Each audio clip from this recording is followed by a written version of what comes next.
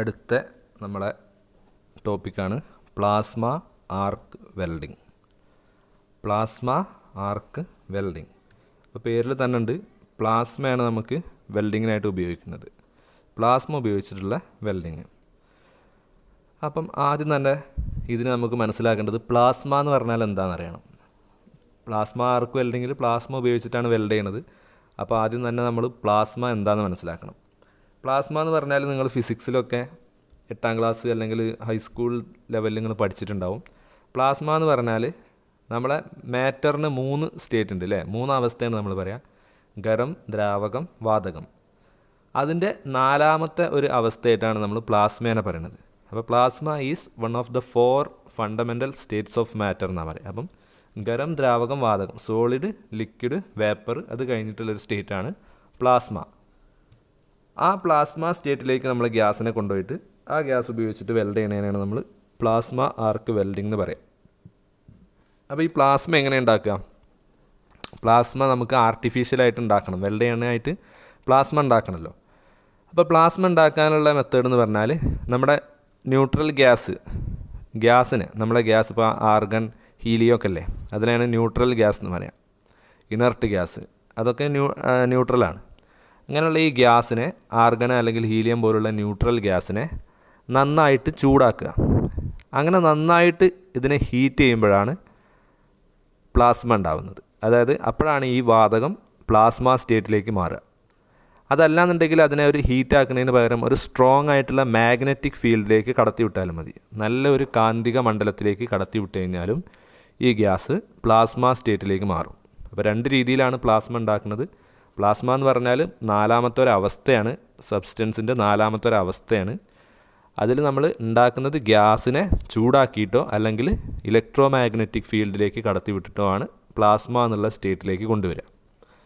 അപ്പോൾ ഇനി നമുക്ക് ഈ പ്ലാസ്മ ഇപ്പോൾ എങ്ങനെ ചൂടാക്കിയിട്ടാണ് ഉണ്ടാക്കുന്നത് പറഞ്ഞു. അപ്പോൾ ഈ ഗ്യാസ് അതിൻ്റെ 4ാമത്തെ അവസ്ഥയിലേക്ക് മാറുമ്പോൾ തന്നെ അവിടെ ഹൈ എമൗണ്ട് ഓഫ് ഹീറ്റ് ഉണ്ടാവും, വളരെ ഉയർന്ന താപം ഉണ്ടാവും. ആ താപം ഉപയോഗിച്ചിട്ട് നമ്മൾ വെൽഡ് ചെയ്യും. അതാണ് നമ്മൾ ഈ പ്ലാസ്മ ആർക്ക് വെൽഡിങ്ങിൽ പഠിക്കുന്നത്. അപ്പോൾ പ്ലാസ്മ ആർക്ക് ഡെഫിനിഷൻ പറയുകയാണെന്നുണ്ടെങ്കിൽ plasma arc welding is welding process in which plasma producing gas argon, nitrogen, helium and hydrogen. ഈ പറഞ്ഞ ഗ്യാസുകൾ ആർഗൺ, നൈട്രജൻ, ഹീലിയം, ഹൈഡ്രജൻ, ഇത്രയും ഗ്യാസുകളാണ് നമ്മൾ പ്ലാസ്മ ആർക്ക് വെൽഡിങ്ങിൽ പ്ലാസ്മ പ്രൊഡ്യൂസ് ചെയ്യാൻ വേണ്ടിയിട്ട് ഉപയോഗിക്കുന്നത്. ഇതിനെ it is ionized by the heat of electric arc and passed through a small welding torch orifice. ഈ ഇത്രയും ഗ്യാസുകളെ ഇലക്ട്രിക് ആർക്ക് ഉപയോഗിച്ചിട്ട് നല്ല രീതിയിൽ, ഇലക്ട്രിക് ആർക്ക് എന്ന് പറഞ്ഞാൽ നമ്മൾ ആർക്ക് വെൽഡിങ്ങിൽ ഉണ്ടാവുന്ന ആർക്കില്ലേ, അതിന് നല്ല ടെമ്പറേച്ചർ ഉണ്ടല്ലോ, ആ ആർക്കിൻ്റെ മുകളിലൂടെ നമ്മൾ ഈ ഗ്യാസിനെ കടത്തിവിടും. അങ്ങനെ കടത്തിവിടുമ്പോൾ അത് അയോണൈസ് ചെയ്തിട്ട് അയോണുകളായിട്ട് മാറിയിട്ട് അത് പ്ലാസ്മ സ്റ്റേറ്റിലേക്ക് മാറും. ആ മാറിയ ഗ്യാസിനെ ഒരു ഒറിഫൈസിലൂടെ കടത്തിവിടും. ഒറിഫൈസ് എന്ന് പറഞ്ഞാൽ വളരെ ചെറിയൊരു സുഷിരം. അങ്ങനെ കടത്തി വിട്ടിട്ടാണ് ഈ പ്ലാസ്മേൻ്റെ സ്ട്രീം പുറത്തേക്ക് വിട്ടിട്ട് അതുപയോഗിച്ചിട്ട് വെൽഡ് ചെയ്യും. ഈ പ്ലാസ്മ ആർക്കിനെ പ്രൊട്ടക്റ്റ് ചെയ്യാൻ വേണ്ടിയിട്ട് വേറൊരു ഷീൽഡിങ് ഗ്യാസ് കൂടെ കൊടുക്കും. അപ്പോൾ ഇത് നമുക്ക് വെൽഡിങ്ങിനും അതുപോലെ കട്ടിങ്ങിനും വേണ്ടിയിട്ട് ഉപയോഗിക്കാം. കട്ടിങ്ങിന് വേണ്ടിയിട്ട് ഉപയോഗിക്കാം. ഇനി നമുക്കതിൻ്റെ ചിത്രം ഒന്ന് നോക്കാം, അപ്പോൾ ഒന്നും കൂടെ വ്യക്തമായിട്ട് മനസ്സിലാവും. അപ്പോൾ ഈ ഒരു ഭാഗത്ത് നോക്കുക, principle of plasma arc welding. Plasma arc welding എങ്ങനെ നടക്കുന്നത് എന്നുള്ളൊരു പ്രിൻസിപ്പിളാണ്. അപ്പോൾ നമുക്കിവിടെ ആർക്ക് വേണമെന്ന് പറഞ്ഞു. ഈ ആർക്ക് ഉണ്ടാക്കിയിട്ട് അതിൻ്റെ ആർക്കിൻ്റെ മുകളിലൂടെയാണ് നമ്മൾ എന്ത് കടത്തിവിടുന്നത്? ഗ്യാസിനെ കടത്തിവിടുന്നത്. അപ്പോൾ ഇവിടെ ആർക്ക് ഉണ്ടാക്കാൻ വേണ്ടിയിട്ട് നമ്മൾ ഉപയോഗിക്കുന്നത്, ഇവിടെ ചിത്രത്തിൽ നോക്കുക, ടങ്സ്റ്റൺ ഇലക്ട്രോഡാണ്. നമ്മളെ വെൽഡിങ് ടോർച്ചില്ലേ, ടിഗ് വെൽഡിങ്ങിൻ്റെ ടോർച്ചില്ലേ, അതിൻ്റെ ഉള്ളിൽ എന്ത് ഇലക്ട്രോഡാണ് നമ്മൾ കൊടുക്കുന്നത്? ടങ്സ്റ്റൺ ഇലക്ട്രോഡാണ് കൊടുക്കുന്നത്. അങ്ങനെ ഈ ടങ്സ്റ്റൺ ഇലക്ട്രോഡ് നമ്മളെ വെൽഡിങ് ടോർച്ചിൻ്റെ ഉള്ളിലുണ്ടാവും. ആ ടങ്സ്റ്റൺ ഇലക്ട്രോഡ് ഒരു ആർക്ക് പ്രൊഡ്യൂസ് ചെയ്യും. ടങ്സ്റ്റൺ ഇലക്ട്രോഡ് നമ്മൾ ആർക്ക് ഉണ്ടാവുമല്ലോ, ടിഗ് വെൽഡിങ്ങിൽ നമ്മൾ ആർക്ക് പ്രൊഡ്യൂസ് ചെയ്യുന്നുണ്ട്. മിഗിലും എല്ലാത്തിലും ആർക്ക് ഉണ്ടാവുന്നുണ്ട്. ഇവിടെ ടങ്സ്റ്റൺ ഇലക്ട്രോഡ് എന്ന് പറയാൻ കാരണം അത് നോൺ കൺസ്യൂമബിൾ ഇലക്ട്രോഡാണ്. നമ്മൾ ആർക്ക് വെൽഡിങ്ങിലുള്ള ഉപയോഗിക്കുന്ന MS ഇലക്ട്രോഡ് അല്ലെങ്കിൽ മിഗ് വെൽഡിങ്ങിൽ ഉപയോഗിക്കുന്ന ഇലക്ട്രോഡൊക്കെ എന്താണ്? അത് കൺസ്യൂമബിൾ ഇലക്ട്രോഡാണ്. വെൽഡ് ചെയ്യുന്നതിനനുസരിച്ച് അത് കൺസ്യൂം ചെയ്യും, അതായത് ഉരുകി അവിടെ ഡെപ്പോസിറ്റ് ചെയ്തുകൊണ്ടേയിരിക്കും. അതിനെയാണ് നമ്മൾ കൺസ്യൂമബിൾ ഇലക്ട്രോഡ് എന്ന് പറയുക. ഇവിടെ ടങ്സ്റ്റൺ ഇലക്ട്രോഡാണ് ഉപയോഗിക്കുന്നത്, അത് നോൺ കൺസ്യൂമബിൾ ഇലക്ട്രോഡാണ്. അങ്ങനെ ഇവിടുന്ന് ഈ ടങ്സ്റ്റൺ ഇലക്ട്രോഡ് ഉപയോഗിച്ചിട്ട് ഇവിടെ ഒരു ആർക്ക് ഫോം ചെയ്യും. നിങ്ങൾ ഈ ചുവന്ന കളറിൽ കാണുന്നില്ലേ, ഇതൊരു ആർക്കാണ്. ഈ ആർക്കിൻ്റെ മുകളിലൂടെ ഈ ടങ്സ്റ്റൺ ഇലക്ട്രോഡിൻ്റെ രണ്ട് ഭാഗത്തും കണ്ടോ ഗ്യാസ് വരുന്നത്, അതാണ് പ്ലാസ്മ ഗ്യാസ്. അതായത് പ്ലാസ്മ പ്രൊഡ്യൂസ് ചെയ്യാൻ വേണ്ടിയിട്ട് നമ്മൾ കൊടുക്കുന്ന ഗ്യാസ് ഈ ഭാഗത്ത് കൂടെ കൊടുക്കും. ആർഗൺ, ഹീലിയം, ഹൈഡ്രജൻ, ഇതിലേതെങ്കിലും ഗ്യാസിന് നമ്മൾ എന്ത് ചെയ്യും, ഈ ഭാഗത്ത് കൂടെ ഈ ആർക്കിൻ്റെ മുകളിലൂടെ കടത്തിവിടും. അങ്ങനെ കടത്തിവിടുമ്പം ആർക്കിൻ്റെ മുകളിലൂടെ അത് പാസ് ചെയ്യുന്ന സമയത്ത് അത് പ്ലാസ്മയായിട്ട് മാറും. അങ്ങനെ പ്ലാസ്മയായി കഴിഞ്ഞാൽ അതിനെ നമ്മളൊരു ഒറിഫൈസിലൂടെ കടത്തിവിടുന്നു പറഞ്ഞു. ഇവിടെ കണ്ടോ ഈ ഭാഗം അത് ടോർച്ചൊന്ന് വലുതാക്കി വരച്ചതാണ്. ഇത് ഇത്രയും വലുപ്പമില്ല, വലുതാക്കി വരച്ചതാണ്. ഇത് വളരെ ചെറുതാണ്. നമ്മൾ സ്പ്രേ ചെയ്യണ മരുന്നൊക്കെ അടിക്കില്ലേ ചെടിക്കും, അതുപോലെ ഇതിനൊക്കെ സ്പ്രേ ചെയ്യാൻ വേണ്ടിയിട്ട് ഉപയോഗിക്കില്ല. ഒരു കുപ്പീൻ്റെ ഒരു അടപ്പിട്ടിട്ട് അതിലേക്ക് ആദ്യം എയർ നിറയ്ക്കും, പിന്നെ അങ്ങനെ പ്രസ് ചെയ്യുമ്പോൾ നമ്മൾ ബാർബർ ഷോപ്പിലൊക്കെ മുടി നനയ്ക്കാൻ വേണ്ടിയിട്ട് ഉപയോഗിക്കുന്നത്. അതിൻ്റെ ആ ഇതിലുള്ള ഹോളില്ലേ ചെറിയത്, അങ്ങനത്തെ ഹോളിനെയാണ് നമ്മൾ ഒറിഫൈസ് എന്ന് പറയാം. അങ്ങനെയുള്ളൊരു ഒറിഫൈസ് ആയിരിക്കും ഈ ഭാഗം, ഈ ചുവന്ന ഭാഗം. അതിൻ്റെ ഉള്ളിലൂടെ ഈ വളരെ ഹൈ ടെമ്പറേച്ചറിലേക്ക് മാറിയിട്ടുള്ള ഈ പ്ലാസ്മ ഗ്യാസ് പുറത്തേക്ക് പുറത്തേക്ക് വരുന്നത് വളരെ കൂടിയ ടെമ്പറേച്ചറായിരിക്കും. അതായത് മെറ്റലിനെ ഉരുക്കാവുന്ന ഒരു 20,000 degree Fahrenheit to 30,000 degree Fahrenheit വരെയുള്ള ടെമ്പറേച്ചറായിട്ടും പുറത്തേക്ക് വരിക. ആ സ്ട്രീം പുറത്തേക്ക് വരുന്ന ആ പ്ലാസ്മേൻ്റെ ഇതിനെയാണ് നമ്മൾ സ്ട്രീം എന്ന് പറയുക. സ്ട്രീം, ഒരു പൈപ്പിൻ്റെ ഉള്ളിൽ നിന്ന് വെള്ളം വരികയാണെങ്കിൽ അതിന് വാട്ടറിൻ്റെ സ്ട്രീം എന്ന് പറയും. അതുപോലെ ഈ ഒറിഫൈസിൻ്റെ ഉള്ളിൽ നിന്ന് പുറത്തേക്ക് വരുന്ന ഈ പ്ലാസ്മ ഗ്യാസിനെ നമ്മൾ സ്ട്രീം എന്ന് പറയും. അത് നേരെ ഒരു മെറ്റലിലേക്ക് കൊടുത്തു കഴിഞ്ഞാൽ എന്താ സംഭവിക്കുക, ആ മെറ്റൽ അങ്ങോട്ട് ഉരുകും. അങ്ങനെ ഉരുകി കഴിഞ്ഞാൽ ആ ഭാഗം നമുക്ക് എന്ത് ചെയ്യാം, വെൽഡ് ചെയ്യാൻ പറ്റും. പക്ഷേ ഇവിടെ നമ്മൾ വെൽഡ് ചെയ്യണമെന്നുണ്ടെങ്കിൽ ഇവിടെ നിന്ന് ടങ്സ്റ്റൺ ഇലക്ട്രോഡാണ് ഉപയോഗിക്കുന്നത്. അതുകൊണ്ട് തന്നെ ഇലക്ട്രോഡ് ഉരുകില്ല. നമ്മൾ എന്ത് ചെയ്യണം, അവിടെ ഡെപ്പോസിറ്റ് ചെയ്യാൻ വേണ്ടിയിട്ട് ഫില്ലർ റോഡ് എക്സ്ട്രാ കൊടുക്കണം.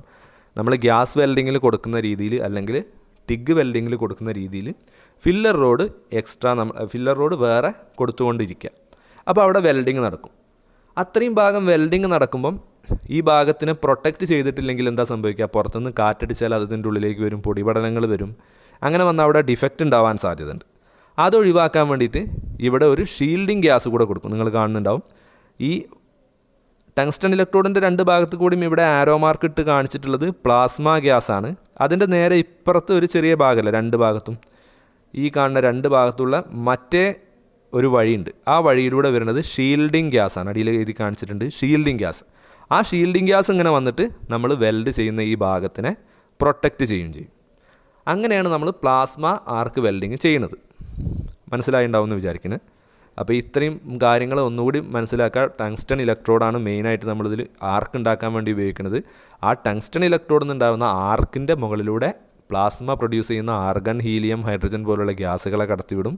അത് പ്ലാസ്മ സ്റ്റേറ്റിലേക്ക് മാറിയിട്ട് ആ ഹൈ ടെമ്പറേച്ചറുള്ള ഗ്യാസ് പുറത്തേക്ക് ഒരു ഒറിഫൈസിലൂടെ പുറത്തേക്ക് വിട്ടിട്ട് അതുപയോഗിച്ചിട്ട് വെൽഡ് ചെയ്യുന്നതിനാണ് നമ്മൾ പ്ലാസ്മ ആർക്ക് വെൽഡിംഗ് എന്ന് പറയുക. ഇവിടെ നമുക്ക് ഫില്ലർ റോഡ് വേറെ ഫീഡ് ചെയ്ത് കൊടുക്കണം. ഫില്ലർ റോഡ് ടിഗ് വെൽഡിങ്ങിലും ഗ്യാസ് വെൽഡിങ്ങിലും കൊടുക്കുന്ന രീതിയിൽ ഫില്ലർ റോഡ് വേറെ കൊടുക്കണം. ഇത്രയാണ് പ്ലാസ്മ ആർക്ക് വെൽഡിങ്ങിൻ്റെ പ്രിൻസിപ്പിൾ. ഇത് ആ ടോർച്ച് ഒന്നും കൂടെ വേറെ രീതിയിൽ വരച്ച് കാണിച്ചാണ്. ഇവിടെ നോക്കാം. ഇവിടെ നമ്മൾ ഉപയോഗിക്കുന്ന പവർ സോഴ്സ് ഏതാണെന്ന് മനസ്സിലാക്കാൻ പറ്റും. ഇവിടെ മുകളിൽ പ്ലസും മൈനസും ഉണ്ട്. അപ്പോൾ ഏതായിരിക്കും പവർ സോഴ്സ്? DC പവർ സോഴ്സായിട്ടും ഉപയോഗിക്കാം. പ്ലസും മൈനസും ഉണ്ടെങ്കിൽ അതെന്താണെന്ന് മനസ്സിലാക്കണം. DC ആണ്. പോൾ വെൽഡിംഗ് കറണ്ട് തന്നെ പ്ലസും മൈനസും. പിന്നെ നമുക്കിവിടെ ഒരു ടങ്സ്റ്റൺ ഇലക്ട്രോഡ് കാണാം. ഗ്യാസ് പോകാനുള്ള പാസേജാണ് ഈ ഡോട്ടായിട്ട് കൊടുത്തത്, ഷീൽഡിങ് ഗ്യാസിൻ്റെത്. ഇതിൻ്റെ ഉള്ളിലൂടെ മഞ്ഞ കളറിലായിട്ട് ഈ മഞ്ഞ ടു ഗോൾഡൻ കളറിൽ കൊടുത്തത് പ്ലാസ്മ ഗ്യാസ്. പിന്നെ അതിൻ്റെ അവിടെ ഒരു കൂളിംഗ് ഉണ്ട്. കൂളിംഗ് എന്ന് പറഞ്ഞൊരു കളർ കാണില്ലേ. ഇത്രയും ഹൈ ടെമ്പറേച്ചറുള്ള ഗ്യാസൊക്കെ ഇവിടെ വരുമ്പോൾ ഈ ടോർച്ച് നമ്മൾ പിടിച്ചുകൊണ്ടല്ലേ വെൽഡ് ചെയ്യണത്. അപ്പോൾ ടോർച്ച് പിടിക്കാൻ പറ്റാത്ത രീതിയിൽ ചൂടായി വരും. അങ്ങനെ ആകുമ്പോൾ നമുക്ക് വെൽഡ് ചെയ്യാൻ ബുദ്ധിമുട്ടായിരിക്കും. അപ്പോൾ എന്ത് ചെയ്യണം, വെൽഡിംഗ് ടോർച്ചിനെ തണുപ്പിക്കണം. അത് തണുപ്പിക്കാൻ വേണ്ടിയിട്ട് ഒരു കൂളിംഗ് സിസ്റ്റം ഉണ്ടാവും. അതായത് ഇതിൻ്റെ ഉള്ളിലൂടെ വാട്ടർ ഇങ്ങനെ പാസ് ചെയ്തുകൊണ്ടേയിരിക്കും. ഒരു ഭാഗത്തുനിന്ന് വെള്ളം ഇങ്ങനെ ഇതിൽ വന്നിട്ട് അപ്പുറത്തെ എങ്ങനെ പോകും. അപ്പോൾ പോകുമ്പോൾ എന്താ സംഭവിക്കുക, ആ വെള്ളം നമ്മൾ വണ്ടീൻ്റെയൊക്കെ റേഡിയേറ്ററിലൂടെ വെള്ളം പോകുമ്പം അത് തണുക്കണില്ലേ, എഞ്ചിനെയൊക്കെ തണുപ്പിക്കണില്ലേ, റേഡിയേറ്ററിൽ നിന്ന് പോയിട്ട് എഞ്ചിൻ്റെ എല്ലാ ഭാഗത്തു കൂടെയും വന്നിട്ട് അതേ രീതിയിൽ ഈ ടോർച്ചിനെ ഈ കൂളിംഗ് വാട്ടർ തണുപ്പിച്ചുകൊണ്ടിരിക്കും. നേരത്തെ കണ്ട അതേ ചിത്രം തന്നെ ഒന്നുകൂടെ വിശദമായി വരച്ചാണ്. അപ്പോൾ ഇവിടെ ഉപയോഗിക്കുന്നത് ഏത് പവർ സോഴ്സാണ്? DC പവർ സോഴ്സാണ്. ഇത് welding torch, plasma arc വെൽഡിങ്ങിൻ്റെ torch നിങ്ങളെ ടിഗ് വെൽഡിങ്ങിൻ്റെ ടോർച്ച് പോലെ തന്നെ ഉണ്ടാവും. എന്തോ ഒരു വ്യത്യാസം കാണാൻ പറ്റില്ല. ഇവിടെ കണ്ടോ, ടങ്സ്റ്റൺ ഇലക്ട്രോഡ് ഉണ്ട്. ഇതിൻ്റെ ഉള്ളിലൂടെ കൂളൻ്റ് പോകാനുള്ള വഴിയുണ്ട്. വാട്ടർ ഇൻലെറ്റ് ആൻഡ് ഔട്ട്ലെറ്റ് എന്ന് കാണില്ലേ, ഇതിലെ വെള്ളം പുറത്തേക്ക് പോയിട്ട് അതിലൂടെ തന്നെ പുറത്തേക്ക് വരും. പിന്നെ കറണ്ട് കേബിൾ ഉണ്ടാവും, കറണ്ട് കൊടുക്കുന്നത്. പിന്നെ എന്താ ഉള്ളത്, ഷീൽഡിങ് ഗ്യാസിൻ്റെ ഒരു പൈപ്പ് ഇങ്ങോട്ട് കൊടുക്കണം. ഇത്രയും സാധനം ഇതിലേക്ക് വരണം. ഇതിന് തണുപ്പിക്കാനുള്ള വെള്ളം ഇതിലേക്ക് കൊടുക്കണം, ഇലക്ട്രിസിറ്റിക്കായിട്ട് കറണ്ട് കേബിൾ കൊടുക്കണം, പിന്നെ ഷീൽഡിങ് ഗ്യാസിൻ്റെ പൈപ്പും കൊടുക്കണം. പിന്നെ കോളറ്റ് ഫോർ ഹോൾഡിംഗ് ഇലക്ട്രോഡ് എന്ന് പറഞ്ഞാൽ നമ്മൾ ടിഗ് വെൽഡിങ്ങിൽ ടങ്സ്റ്റൺ ഇലക്ട്രോഡിനെ ഹോൾഡ് ചെയ്യുന്ന സാധനത്തിന് നമ്മൾ കോളറ്റ് എന്ന് പറയും. അതേ സാധനം ഇവിടെ ഉണ്ടാവും, ടങ്സ്റ്റൺ ഇലക്ട്രോഡ് ഉണ്ടാവും, ഗ്യാസ് ഷീൽഡ് നമ്മൾ ഷീൽഡിങ് ഗ്യാസ് കൊടുക്കുന്നുണ്ട്. ഇത്രയും കാര്യങ്ങൾ മറ്റേലുള്ള അതേമാതിരി തന്നെ. അപ്പോൾ ഇവിടെ ആർക്ക് ഉണ്ടാവും, ആ ആർക്കുള്ളടത്തേക്ക് നമ്മൾ ഇടത്തെ ഭാഗത്ത് നിന്ന് കണ്ടു ഒരു ഫില്ലർ വയർ എന്ന് പറഞ്ഞ ചിത്രം. അപ്പോൾ നമ്മൾ ഫില്ലർ വയറും കൂടെ കൊടുത്തു കഴിഞ്ഞാൽ അതവിടെ ഉരുകിയിട്ട് ഡെപ്പോസിറ്റ് ചെയ്തിട്ട് വെൽഡ് നടക്കും. ഇതാണ് പ്ലാസ്മ ആർക്ക് വെൽഡിങ്. ഹൈ ടെമ്പറേച്ചറാണ് നമുക്കിതിൽ കിട്ടുന്നത്. അപ്പോൾ ഇത് മനസ്സിലായെന്ന് വിചാരിക്കുന്നു. ഇനി അതിൻ്റെ എക്യുപ്മെൻറ്റ് എന്തൊക്കെ വേണമെന്ന് നോക്കാം. ഇവിടെ നോക്കാം. ഫസ്റ്റ് തന്നെ welding power source. Welding power source ഏതാണ്? DC വെൽഡിങ് പവർ സോഴ്സാണ്. പിന്നെ ഒരു റിമോട്ട് കൺട്രോൾ ഉപയോഗിച്ചിട്ട് നമുക്കിതിനെ കൺട്രോൾ ചെയ്യാം. ഇതിൻ്റെ കറണ്ടും അതും കൂട്ടും കുറയ്ക്കുകയും ചെയ്യാൻ, അതായത് ഇതിൻ്റെ പാരാമീറ്റേഴ്സ് ചേഞ്ച് ചെയ്യാൻ വേണ്ടിയിട്ടാണ് റിമോട്ട് കൺട്രോൾ. പിന്നെ എന്താ ഉള്ളത്, ഈ വെൽഡിങ് പവർ സോഴ്സിൽ നിന്ന് പിന്നെ നേരെ പോണത് കൺട്രോളറിലേക്കാണ്. ഈ കൺട്രോളറിലേക്ക് എന്തൊക്കെ കൊടുക്കും? ഗ്യാസ് കൊടുക്കും. 2 ഗ്യാസ് ഉണ്ടാവും. ഏതാണ്? ഒന്ന് ഷീൽഡിങ് ഗ്യാസും ഉണ്ട്, ഒന്ന് പ്ലാസ്മ പ്രൊഡ്യൂസ് ചെയ്യാനുള്ള ഗ്യാസും ഉണ്ട്. ആ 2 ഗ്യാസും ഇങ്ങോട്ട് കൊടുക്കും. എന്നിട്ട് അവിടുന്ന് നേരെ ഇതെല്ലാം കൂടെ പവറൊക്കെ കൂടെ വെൽഡിങ് ടോർച്ചിലേക്ക് കൊടുക്കും. അവിടെ ഒരു സ്റ്റാർട്ട് സ്റ്റോപ്പ് സ്വിച്ചും ഉണ്ടാവും. ഇത്രയും കാര്യങ്ങളായാലും നമ്മളെ പ്ലാസ്മ വെൽഡിങ് എക്യുപ്മെൻറ്റായി. ഒന്നുകൂടെ പറയാം. DC power source, welding control console, അതായത് അതിനെ കൺട്രോൾ ചെയ്യാനുള്ള ഭാഗങ്ങൾ, റീസർക്കുലേറ്റിംഗ് വാട്ടർ കൂളർ, അതായത് നമ്മളെ വെൽഡിങ് ടോർച്ചിനെ തണുപ്പിക്കാൻ വേണ്ടിയിട്ടുള്ള വെള്ളം അതിലെ കൊണ്ടുവരാനുള്ള arrangement, gas cylinders and gas supply, gas cylinders, പിന്നെ ഗ്യാസ് പ്രഷർ റെഗുലേറ്റർ. നമ്മളെ ഗ്യാസ് എവിടെ ഉണ്ടെങ്കിലും അവിടെ അതിൻ്റെ പ്രഷർ കൺട്രോൾ ചെയ്യാൻ റെഗുലേറ്റർ ഉണ്ടാവും. പിന്നെ gas hoses and hose connections, gas ഹോസും അതിൻ്റെ കണക്ഷൻസും, വാട്ടർ കൂൾഡ് പവർ കേബിൾ, തണുപ്പിച്ചിട്ടുള്ള പവർ കേബിളും ചൂടാവാതിരിക്കാൻ വേണ്ടിയിട്ട് തണുപ്പിച്ചിട്ടുണ്ടാവും. അതിനാണ് വാട്ടർ കൂളിംഗ് സിസ്റ്റം നമ്മൾ ഉപയോഗിക്കുന്നത്. ഇനി ഈ പ്ലാസ്മ എന്ന് പറയുമ്പം എപ്പോഴും നമ്മൾ ആദ്യം മനസ്സിലാക്കേണ്ട ഒരു കാര്യമുണ്ട്, കീ ഹോൾ മെത്തേഡ്. ഇതെന്താണെന്ന് ആദ്യം പറയാം. നമ്മളെല്ലാ വെൽഡിങ്ങിലും കീ ഹോൾ എന്ന് കേട്ടിട്ടുണ്ട്. കീ ഹോൾ എന്ന് പറഞ്ഞു കഴിഞ്ഞാൽ കറക്റ്റ് പെനിട്രേഷൻ കിട്ടാൻ വേണ്ടിയിട്ട് നമ്മൾ ഉപയോഗിക്കുന്ന ഒരു ടെക്നിക്കാണ്. അതായത് ഈ പ്ലാസ്മ വളരെ ചെറിയ നേർത്തതായിട്ട് ഒരു സ്ട്രീമായിട്ടാണ് വരിക, പരന്നിട്ടല്ല വരിക. അപ്പോൾ ആ ഭാഗം കറക്റ്റായിട്ട് ഒരു പോയിന്റിൽ കോൺസെൻട്രേറ്റ് ചെയ്ത് കഴിഞ്ഞാൽ ആ ഭാഗം അങ്ങനെ ഉരുകിയിട്ട് ഒരു മോൾട്ടൺ സ്റ്റേറ്റിലേക്ക് വരും. നമ്മൾ ഗ്യാസ് വെൽഡിങ്ങിൽ ചെയ്യുന്ന അതേപോലെ തന്നെ ഒരു ഉരുകിയ ഭാഗം ഉണ്ടാവും. ആ ഉരുകിയ ഭാഗത്തിനെ കീപ്പ് ചെയ്തുകൊണ്ട് വെൽഡ് ചെയ്യാം. അതായത് ആ ഉരുകിയ ഭാഗം ഒഴിവാകാൻ പാടില്ല. നമ്മൾ കറക്റ്റായിട്ട് ആ പ്ലാസ്മേൻ്റെ സ്ട്രീം ഒരു സ്ഥലത്ത് വെച്ചിട്ട് ആ സ്ട്രീമിനെ ഇടത്തുനിന്ന് വലത്തോട്ടാണെങ്കിൽ അങ്ങനെ പതുക്കെ നീക്കി കൊണ്ടുപോകുക. ആ ഒരു ഉരുകിയ ഭാഗം അല്ലെങ്കിൽ ആ മോൾട്ടൺ പൂളിനെ നീക്കിക്കൊണ്ട് ഇങ്ങനെ പോണേനെയാണ് നമ്മൾ കീ ഹോൾ മെത്തേഡ് എന്ന് പറയാം. അപ്പോൾ അത് കെട്ട് കഴിഞ്ഞാൽ എന്താ സംഭവിക്കുക? പിന്നെ നമ്മൾ ഫില്ലർ റോഡ് അങ്ങോട്ട് വെച്ച് കഴിഞ്ഞാൽ അത് ഡെപ്പോസിറ്റ് ആവില്ല. ഈ കീ ഹോളിലേക്കാണ് നമ്മൾ ഫില്ലർ റോഡ് കൊടുക്കുക. അപ്പോൾ ആ ഫില്ലർ റോഡിൻ്റെ എൻഡ് അവിടെ ഉരുകിയിട്ട് ഒട്ടിപ്പിടിക്കുകയാണ് ചെയ്യുക, ഉരുകിയിട്ട് അവിടെ ഡെപ്പോസിറ്റ് ചെയ്യുകയാണ് ചെയ്യുക. അങ്ങനെയാണ് വെൽഡ് നടക്കുന്നത്. അങ്ങനെ ചെയ്യുന്നത് എന്തിനാണെന്ന് വെച്ച് കഴിഞ്ഞാൽ അല്ലാതെ ചെയ്താലും വെൽഡിങ് നടക്കും, പക്ഷേ എന്തുണ്ടാവില്ല? പെനിട്രേഷൻ ഉണ്ടാവില്ല. അപ്പോൾ നമ്മൾ പ്ലാസ്മ ആർക്ക് വെൽഡിങ്ങിൽ ഏറ്റവും കൂടുതലായിട്ട് ഉപയോഗിക്കുക കീ ഹോൾ മെത്തേഡാണ്. ഇനി പ്ലാസ്മ ആർക്ക് വെൽഡിങ്ങിനെ 2ആയിട്ട് തരംതിരിക്കാൻ പറ്റും. അതായത് മെയിനായിട്ട് ഇതിനെ 2 തരംതിരിക്കാൻ പറ്റും. അതിൽ ഒന്നാമത്തതാണ് ട്രാൻസ്ഫേർഡ് ആർക്ക്, രണ്ടാമത്തത് നോൺ ട്രാൻസ്ഫേർഡ് ആർക്ക്. ഒന്ന് ട്രാൻസ്ഫേർഡ് ആർക്ക് മെത്തേഡ്, രണ്ടാമത്തത് നോൺ ട്രാൻസ്ഫേർഡ് ആർക്ക് മെത്തേഡ്. ഒന്നാമത്തത് നോക്കാം, ട്രാൻസ്ഫേർഡ് ആർക്ക് മെത്തേഡ്. അപ്പോൾ ആദ്യം തന്നെ ഇതൊന്ന് വായിച്ചു നോക്കാം നമുക്ക്. The arc is formed between electrode and the work piece. In other words, arc is transferred from the electrode to the work piece. അതായത് ഇവിടെ ആർക്ക് ഉണ്ടാവുന്നത് നമ്മളെ ടങ്സ്റ്റൺ ഇലക്ട്രോഡിൻ്റെയും, ഇവിടെ ഈ ചിത്രത്തിലേക്ക് നോക്കുക, ചിത്രം കാണുന്നുണ്ടല്ലേ, ഇതാ ഞാൻ ഒന്ന് സൂം ചെയ്തിട്ടുണ്ട്. ഈ ചിത്രത്തിൽ നോക്കുമ്പം ഇവിടെ ഈ ടങ്സ്റ്റൺ ഇലക്ട്രോഡ് ഉണ്ട്, ഇവിടെ അടിയിൽ ജോബ് ഉണ്ട്. ഈ ഇലക്ട്രോഡിൻ്റെയും ജോബിൻ്റെയും അല്ലെങ്കിൽ വർക്കിൻ്റെയും നമ്മൾ സാധാരണ ചെയ്യുന്ന വെൽഡിങ്ങിൻ്റെ മാതിരി ഇലക്ട്രോഡിൻ്റെയും വർക്കിൻ്റെയും ഇടയിലാണ് ആർക്ക് ഉണ്ടാവുന്നതെങ്കിൽ അതിനെയാണ് നമ്മൾ ട്രാൻസ്ഫേർഡ് ആർക്ക് മെത്തേഡ് എന്ന് പറയാം. ആർക്ക് ഇലക്ട്രോഡിൽ നിന്ന് ബേസ് മെറ്റലിലേക്ക് ട്രാൻസ്ഫർ ചെയ്യുന്നുണ്ട്, അതിൻ്റെ ഇടയിലാണ് ആർക്ക് ഉണ്ടാവുന്നത്. അതിനെയാണ് നമ്മൾ ട്രാൻസ്ഫേർഡ് ആർക്ക് മെത്തേഡ് എന്ന് പറയുന്നത്. അപ്പോൾ അങ്ങനെ ആർക്ക് ഉണ്ടാവും, അതിൻ്റെ മുകളിലൂടെ എന്ത് ചെയ്യും? പ്ലാസ്മ ജെറ്റ് ഹൈ വെലോസിറ്റിയിൽ കടത്തിവിടും. എന്നിട്ട് നമ്മൾ വെൽഡ് ചെയ്യും. ഇത് ഉപയോഗിക്കുന്നത് കാർബൺ സ്റ്റീൽസിനെയാണ്. കാർബൺ സ്റ്റീൽസ്, സ്റ്റെയിൻലെസ് സ്റ്റീലൊക്കെ അല്ലേ, എല്ലാത്തിലും നമുക്കിത് ഉപയോഗിക്കാൻ പറ്റും. ഇതിൻ്റെ പ്രത്യേകത എന്താ വെച്ച് കഴിഞ്ഞാൽ ഇതിലുണ്ടാകുന്ന ഡെൻസിറ്റി കൂടുതലായി, ഹൈ എനർജി ഡെൻസിറ്റി. ഈ ട്രാൻസ്ഫേർഡ് ആർക്ക് പ്രോസസ്സിൽ ഉണ്ടാകുന്ന കറണ്ടിൻ്റെ ഡെൻസിറ്റി കൂടുതലായിട്ട്, അതായത് ഇതിൽ കൂടുതൽ ടെമ്പറേച്ചർ പ്രൊഡ്യൂസ് ചെയ്യും, ഹീറ്റ് കൂടുതലായിരിക്കും. അതാണ് ട്രാൻസ്ഫേർഡ് ആർക്ക് മെത്തേഡ് എന്ന് പറയുന്നത്. ഒറ്റ കാര്യം മനസ്സിലാക്കിയാൽ മതി, ട്രാൻസ്ഫേർഡ് ആർക്ക് എന്ന് പറഞ്ഞാൽ ആർക്ക് ഉണ്ടാവുന്നത് ടങ്സ്റ്റൺ ഇലക്ട്രോഡിൻ്റെയും ബേസ് മെറ്റലിൻ്റെയും ഇടയിലാണ്. അത് മനസ്സിലാക്കിയാൽ മതി. ഇനി രണ്ടാമത്തെ മെത്തേഡ് നോക്കാം, നോൺ ട്രാൻസ്ഫേർഡ് ആർക്ക് പ്രോസസ്സ്.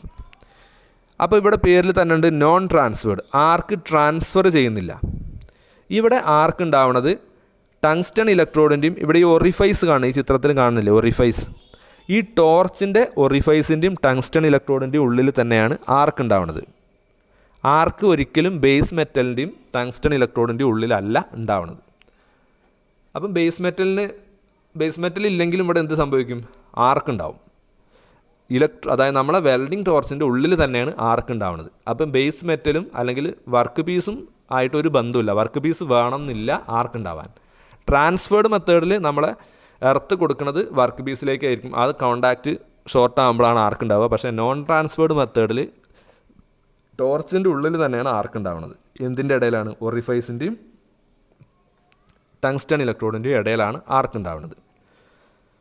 ഒന്ന് നോക്കാം. The arc is formed between the electrode and the water cooled constructing nozzle. അതായത് നോസിൽ ഒറിഫൈസ് മീൻസ് നമ്മൾ ആ നോസിലിൻ്റെയും ഇലക്ട്രോഡിൻ്റെയും ഇടയിലാണ് ഇവിടെ ആർക്ക് ഉണ്ടാവുന്നത്.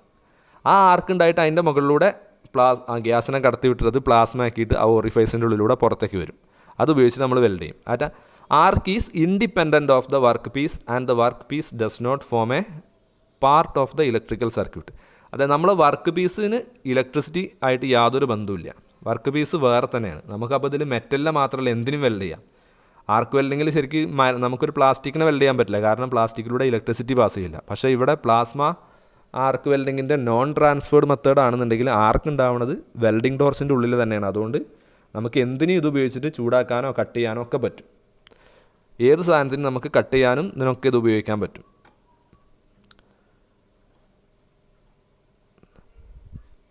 അതാണ് നമ്മളെ നോൺ ട്രാൻസ്ഫേർഡ് ആർക്ക് മെത്തേഡ്. അപ്പോൾ ഇവിടെ എന്താ പ്രശ്നം എന്ന് ചോദിച്ചു കഴിഞ്ഞാൽ ട്രാൻസ്ഫേർഡ് ആർക്കിൻ്റെ അത്ര കറണ്ട് ഡെൻസിറ്റി, അത്ര ടെമ്പറേച്ചർ അല്ലെങ്കിൽ ഹീറ്റ് നമുക്കിവിടെ നോൺ ട്രാൻസ്ഫേർഡ് ആർക്ക് മെത്തേഡിൽ കിട്ടില്ല. അതാണിത് രണ്ടും തമ്മിലുള്ള മെയിനായിട്ടുള്ളൊരു വ്യത്യാസം.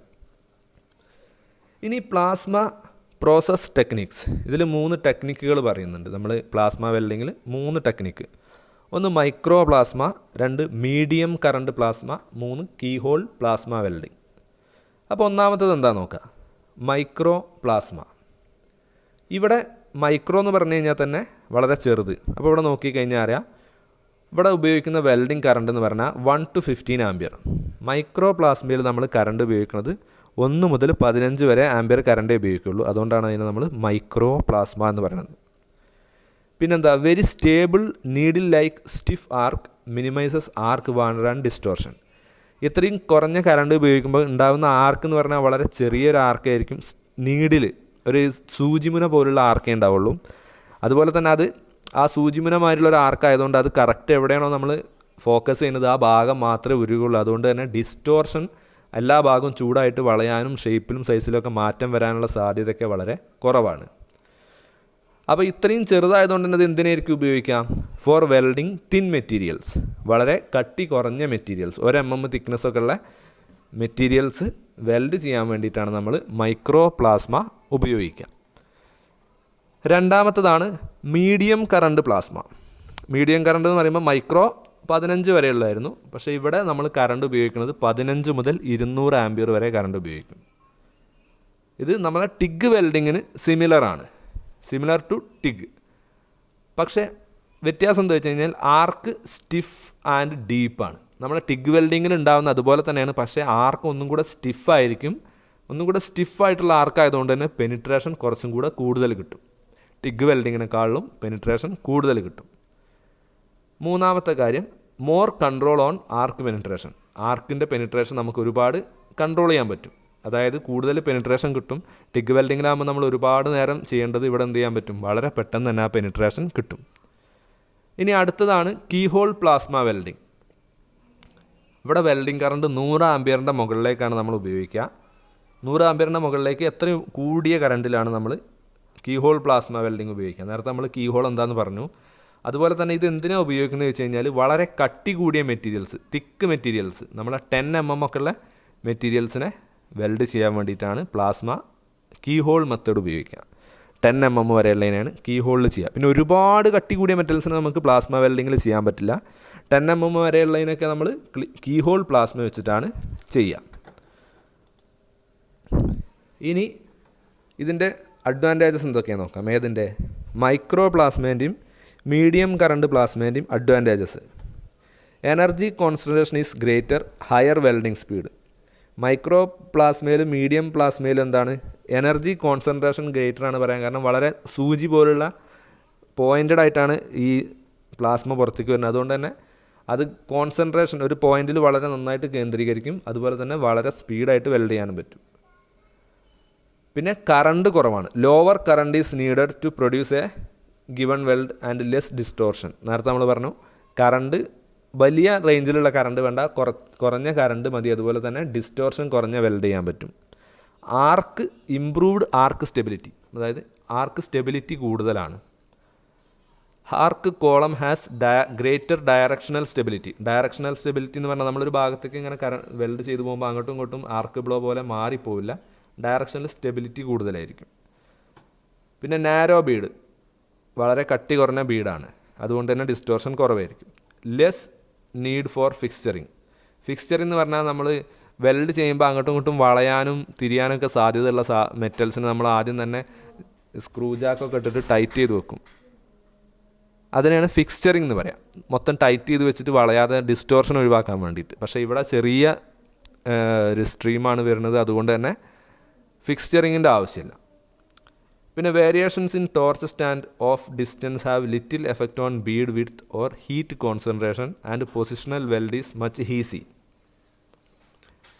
പൊസിഷണൽ വെൽഡിംഗ് എന്ന് പറഞ്ഞാൽ എന്താ നമുക്കറിയാലോ.